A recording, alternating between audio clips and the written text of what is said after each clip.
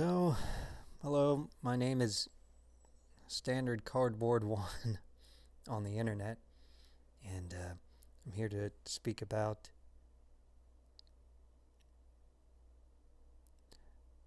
if you've been to any of my live streams lately on Twitch, you'll notice that we've been covering social class differences via questions on ChatGPT. Asking questions on ChatGPT about the difference between social classes. Now,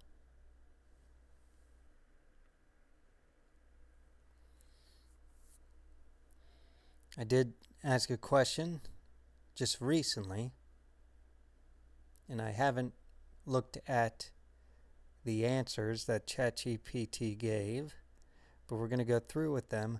But it has to do with the differences,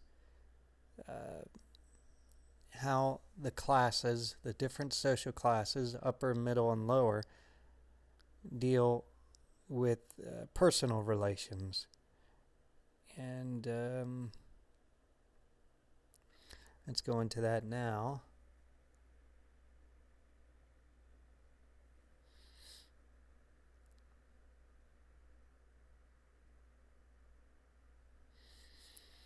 Okay, so the question was differences between how the different social classes, upper, middle, and lower, attract mates, date, court one another, how they are exposed to sexual relations, and how they participate in marital relations as well. I asked ChatGPT this. I do the same thing on my Twitch channel of the same name. I do a lot of different ChatGPT questions, and we deal in business and what I've been doing with my own Dunmorrow Holdings LLC. But here we're in a little bit of a different area where people might find some interest. I was interested, so I asked, and I wondered what kind of information it would give. So this is definitely a sensitive one. It's a sociological question. Let's keep it. It tells me it's going to keep it at the level of class, psychology, and behavior, and not deal in morality. So definitely class affects how people signal attraction, build trust, and maintain intimacy, because it shapes what feels scarce or secure. So let's start actually at the lower class, and then we'll move to the middle and then upper. So the lower class, there's an emotion as intimacy. Attraction is directness, charisma, appearance, and chemistry. They all carry weight. They all carry weight in the area of attraction. Humor and confidence matter more than credentials in this area. Dating and courtship. Dating and courtship is a fast emotional connection, often physical early. Gestures are expressive, showing up, defending, providing. Exposure to sexuality, often earlier and less mediated by institutions. Talk is frank. Boundaries, situational boundaries.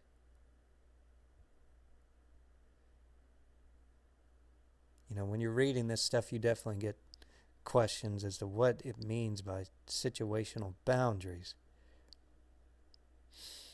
Or anything that you come across. Not only that, that's the thing that jumps off right there. For me, it might be different for you guys. less mediated by institutions. What kind of institutions would be in between mediating when it comes to exposure of sexuality? And then pattern. The marital pattern is relationships are passionate but can be unstable under economic stress. Fidelity and jealousy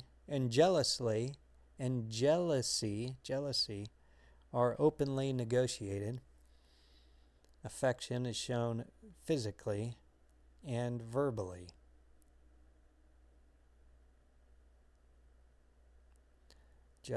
Fidelity and jealousy are openly negotiated.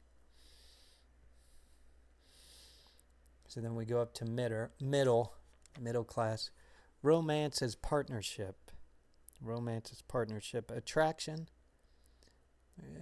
common values, goals, and competence signal safety.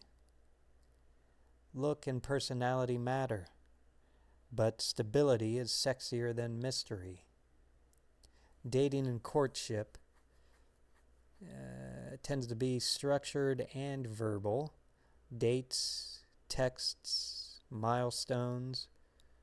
There's an emphasis on communication and fairness. Where is this going?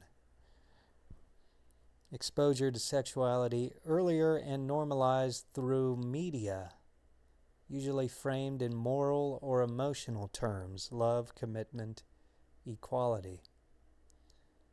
And for the middle classes, the marital pattern is marriage is seen as teamwork.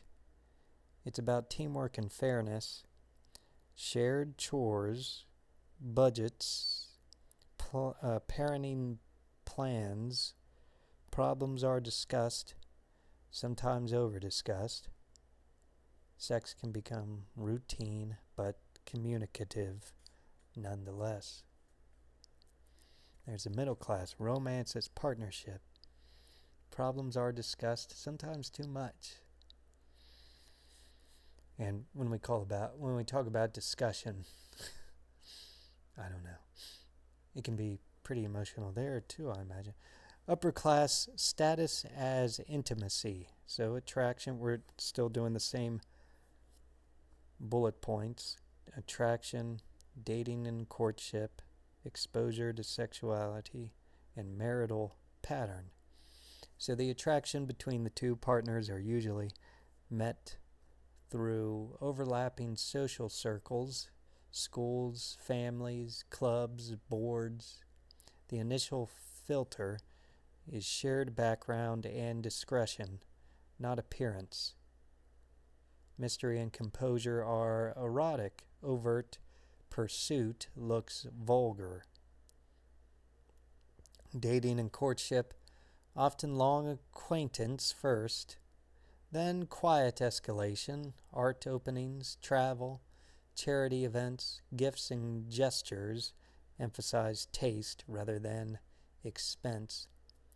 Exposure to sexuality, usually later, shielded and coded in euphemism. Sex becomes part of reputation management. Euphemism, coded in euphemism. What does that mean? Marital pattern.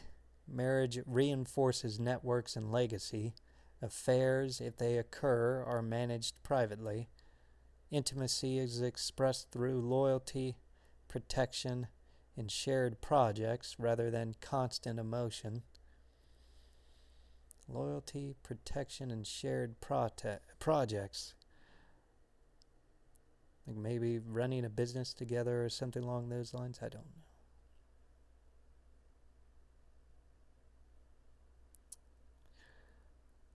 So again, the summary is we look at the upper, middle, and lower. The attraction cue for the upper is discretion, refinement.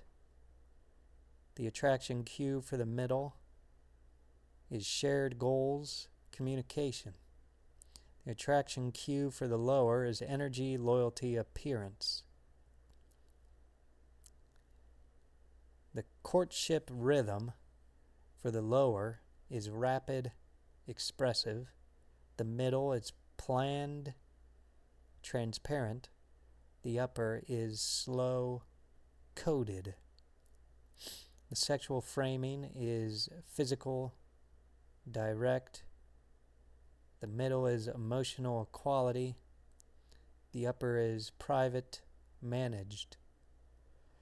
Marriage emphasis for the lower, it's presence, survival. The middle is fairness, partnership. The upper is legacy, loyalty. Interpretive lens. The lower classes equate love with presence and protection. The middle classes equate love with communication and fairness. And the upper classes equate love with trust and discretion. So intimacy moves from emotional immediacy to negotiated partnership to symbolic alliance. It asks, would you like me to go further into how each class tests or signals commitment before marriage? I guess we'll do that, and then we'll call it a video. I could ask different questions and go through, and my internet might be dead. I don't know. That's one thing, one reason why I'm using this. We might run into issues. Yeah, it's dead.